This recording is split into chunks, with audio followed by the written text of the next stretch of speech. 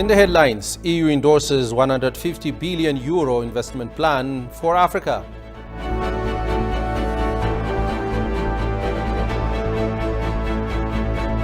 The way out of Ethiopia's migration problem is said to be to solve socio-economic challenges of the country.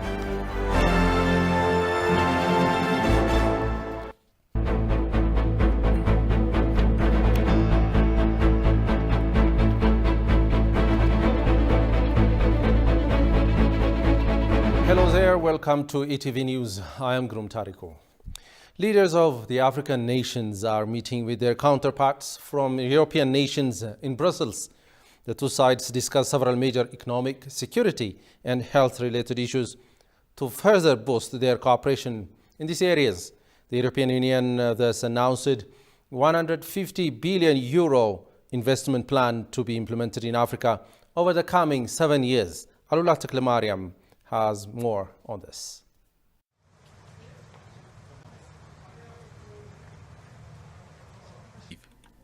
The summits of EU and AU heads of states and governments take place every 3 years, alternating between Africa and Europe. These summits provide the political guidance for further work. The 5th EU-AU summit was held on 29 to 30 November 2017 in Abidjan, Cote d'Ivoire, under the central theme, Investing in Youth for a Sustainable Future. And this year's summit is being undertaken in Belgium, Brussels, represented by its Prime Minister Abiy Ahmed. Ethiopia is also attending the event where various economic, security, health and political affairs are tabled for discussion, both at the global and continental levels. Prime Minister Abiy Ahmed highlighted yesterday that he had fruitful side discussion with President of the European Union Council, Charles Michel. The European Union tries to boost its relations with African nations in face of the competition for investment from China and Russia. On top of this agenda, the European Union has come up with €150 billion worth investment plan to be implemented within the coming 7 years in Africa. I expect good conversation and good results. Do you think Europe is really a reliable partner for Africa? Well, definitely. Anyone can be reliable partners. It depends on the dialogue. So we hope. What you say, I don't know. So, but I think coming to Brussels is good to hear everyone's perspective, and this is what we're here for, to make good decisions. And Europe is trying to counter China in its geopolitical influence in Africa. Do you think? What do you make of that? Well, we came here to make sure that we work together for the benefit of the earth. Thank you. The European wants that public and private money to go to projects like internet access, transport and renewable energy. To tackle the challenges of the times and set political priorities, the EU and African Union have been meeting over the years in different formats. The Africa-EU partnership is a multi-actor partnership guided by the EU and African Union member states along with several non-state and civil society organizations, youth bodies, economic and social actors, and the private sector. I expect an awful lot. Agreement on broad partnerships for development, a broad agreement and consensus on our belief systems in governance, and embracement of the multilateral system of world order. Europeans are still refusing to cancel on vaccines. Is that a demand going into the summit? It is. It is something we're going to talk about. It's something we're not going to relent on, but it takes a conversation. And do you feel the summit will be a success? It'll be a big success, but we're prepared to negotiate this hard and long. And what the success look like for you? Sorry? What's the success of the summit look like for you? It looks interesting and diverse. It's well within what we expect. Thank you. The renewed partnership is grounded in an ongoing dialogue with the AU's African partnership that are taken forward at the 6th EU-AU Summit in Brussels in February 2022.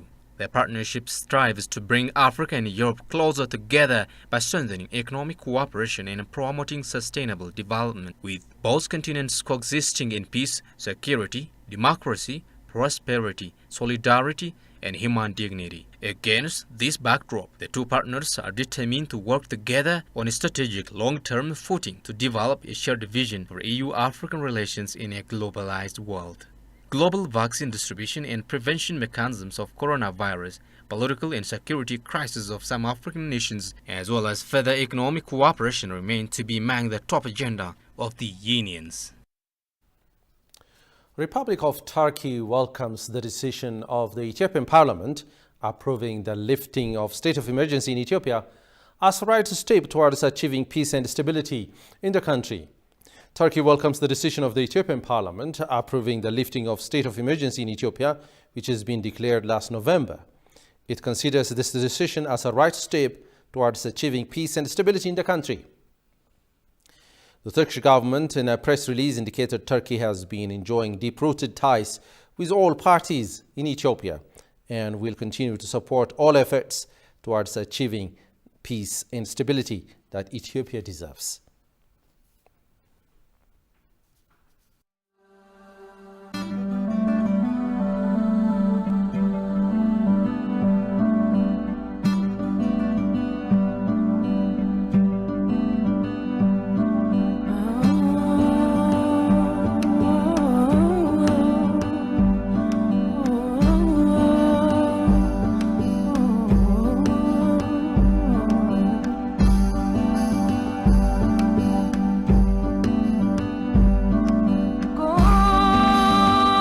The atrocities which the Italian fascists committed during the 1930s and the 1920s in Libya are not generally known.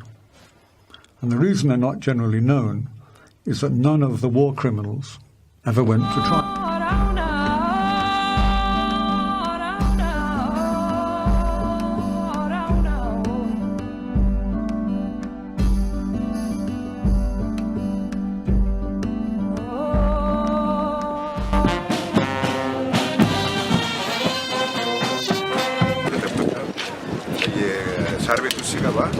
ሳር ቤቱን በሳት እያቀጣጠሉ ከማቀጣጠላቸው ውጪ አልቀጣጠል ለሞሲላቸው ቤንዚንና ናፍጣ እያርከፈከፉ እዛ ውስጥ ያሉት የተደበቁት እሳት ላያቸው ላይ እያለ ለመሸሽ ሲወጡ እነሱን እንደገና በአካፋ ተገደለበት።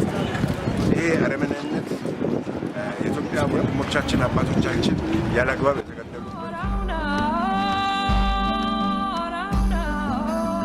So far, the only two we know of who actually threw the grenades was Mogus Askodom and Abradabaj.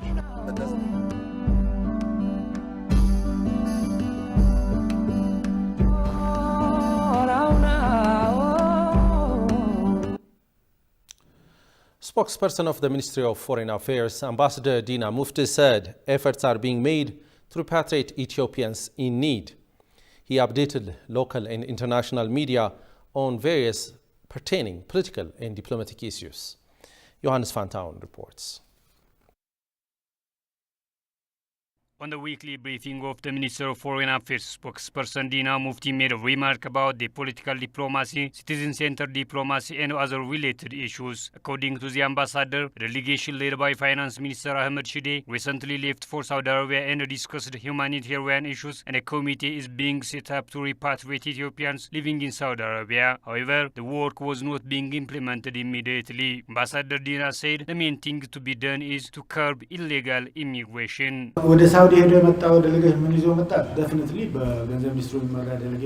Ethiopian delegation returns home after talks with Saudi government. It has been advised to improve the treatment of citizens in prison. Various activities are underway to repatriate our citizens.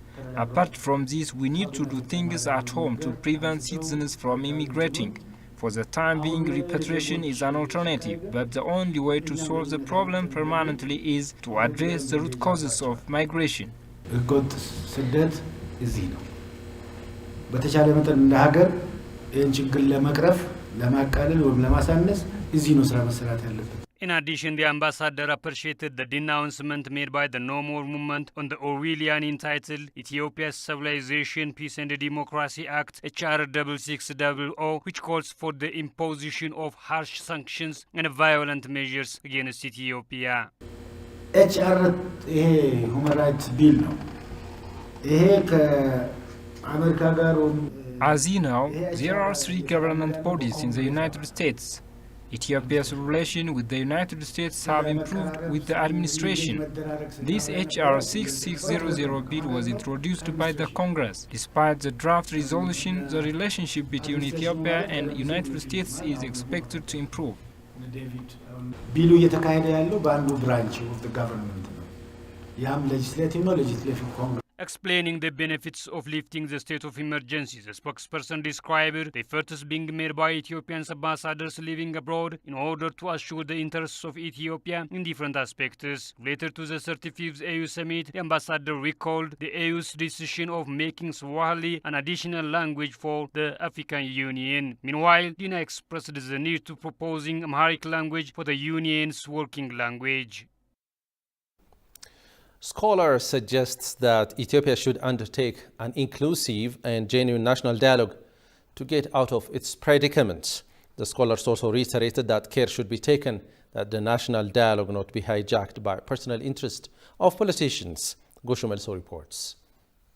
Ethiopia has been trying arbitration and reconciliation process during the last 3 decades, but it was futile due to heavy hands of politicians. In addition, ancient institutions have been abused, even if Ethiopia has also a long-standing traditional reconciliation and peacemaking process. Even though a specific date is not slated, Ethiopia is set to hold national dialogue to get out of recurrent crises. Commenting on the matter, Getachew Kasa, pastoralist affairs researcher in East Africa, said Ethiopia should undertake an inclusive and genuine national dialogue to get out of its predicament. I doubt if we don't have very genuine representation, and especially communities who are being involved in not only the elites, but the various communities who have grievances. And these are also areas which are being so much destabilized by the ethnic conflicts and also the so-called liberation wars, ethnic-based liberation wars against the regime in Ethiopia, or dismantling Ethiopia project, which are being sponsored by the West. The scholar also reiterated that care should be taken the national dialogue not to be hijacked by personal interest of politicians. The issue of being hijacked, as you know, this thing has been legislated. The parliament knows this, and is the House Speaker, I think, who takes care of that. He's mandated with this. It's not the Prime Minister. We should have doubted if this thing had been coordinated by the Prime Minister himself. And if it was guided by him, we could have suspected, as some of his critics now are talking, especially of the parliament, should tell how these people are being selected through radio, television, to all Ethiopian people, so that not to spoil this first initiative. Pastoral communities in the periphery of Ethiopia should be represented in the anticipated national dialogue to ensure lasting peace, he suggested. The pastoral areas should be represented if you want to have lasting peace. You must involve Afar. You must involve Somalis, which are largest pastoralist groups. You must involve among the Oromo pastoralists the Borar, for instance, who have grievances with many policies of the state, and also who have conflicts with their neighbors because of this divisive policy of the TPLF-EPRDF regime. The scholar warned that foreign intervention must be kept away in the much anticipated national dialogue. This time what we have is an Ethiopian. You don't have foreigners being getting and meddling into this reconciliation which had been proposed, I think, by the Prime Minister and also the Parliament and many parts of the Ethiopian society, Ethiopian citizens. The scholar urged the national dialogue must be transparent and should not be dominated by elites.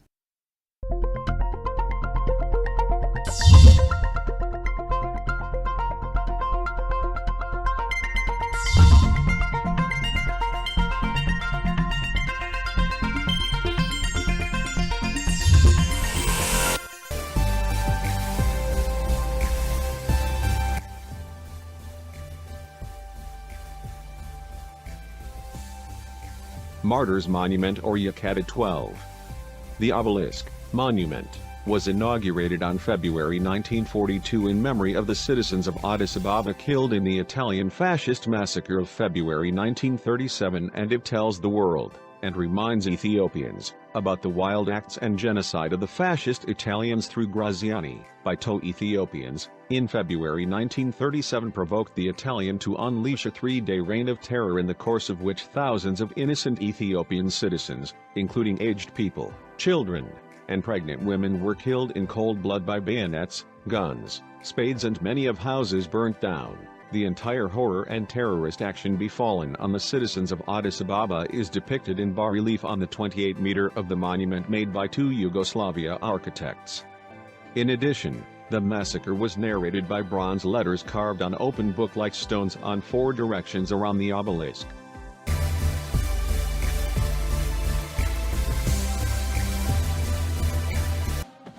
Every year, people of Addis Ababa celebrate this day. The monument represents a white obelisk where the scenes of massacre and the funerals of the victims are depicted. This monument is also called the Monument of Martyrs or Sittist Kilo, 6 kilometer, that is, the name of the quarter where the monument is located.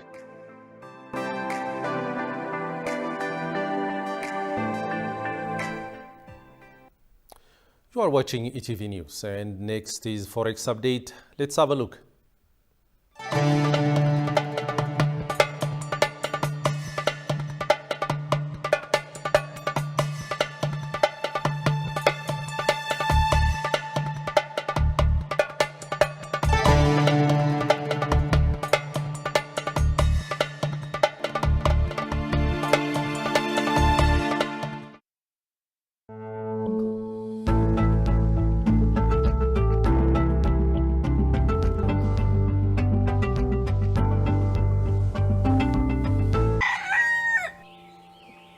Good morning, welcome. It's 92.5 Enugu's A Dream FM. My name is Jude. Today we are discussing the 1999 Constitution and challenging solutions to insecurity in the sector. The international stories to track. River state governments and parliamentary workers in Nigeria. Now and then right as a Enugu. I pledge to coal city with all my strength. To my landlord I promise to pay my rent. Represent, never ever gonna relent. Money come, coal cities where I'm gonna invest. Cause 102, I rep 042. 2 abundant was yeba. Boy, 3 I thought many when go they like go for Teji Maka. Go for Timo Panaka. Cause you Mwaka and you This is Enugu, the coal city state, also known as 042. It is the most beautiful and planned city in the entire southeastern region of Nigeria and one of the most beautiful cities in Nigeria.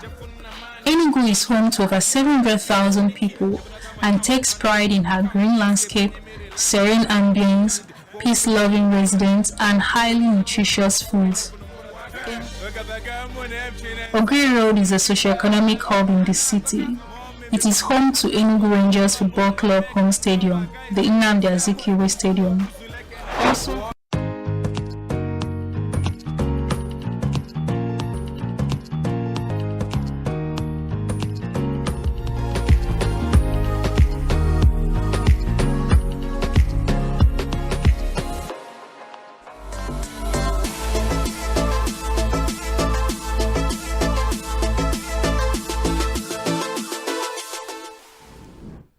South Africans have staged anti-migrant protests in the face of high unemployment.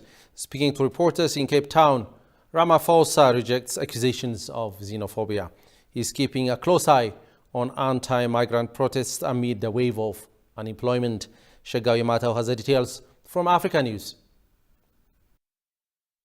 South African President Cyril Ramaphosa said he is keeping a close eye on anti-migrant protesters amid the wave of unemployment, particularly amongst young South Africans. Speaking to reporters in Cape Town, Ramaphosa rejects accusations of xenophobia. Keeping a watchful eye on the way that people are responding to the presence of people from other countries in our own country.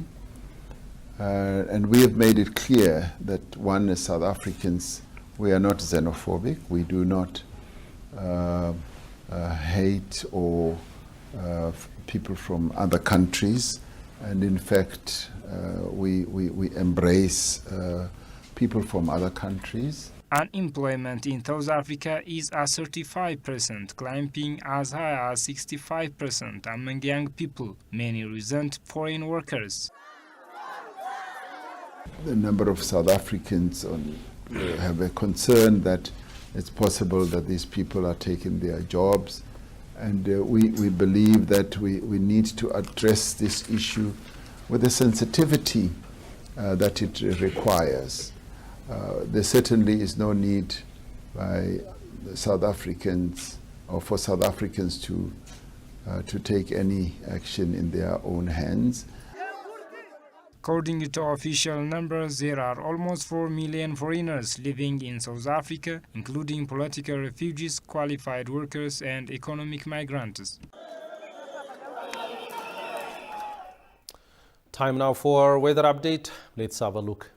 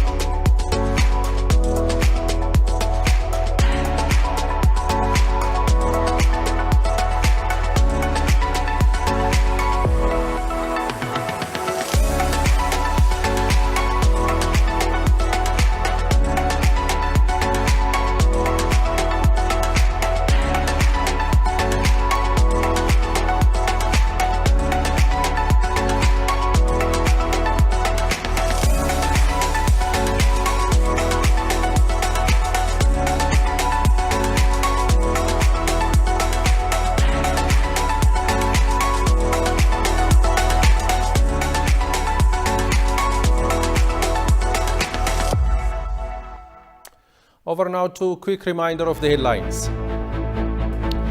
EU endorses €150 billion investment plan for Africa.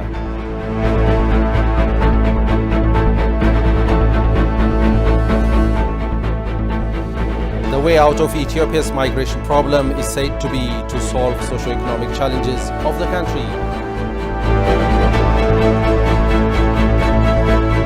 Well, you have been watching ETV News. Thanks for joining us and have a great time.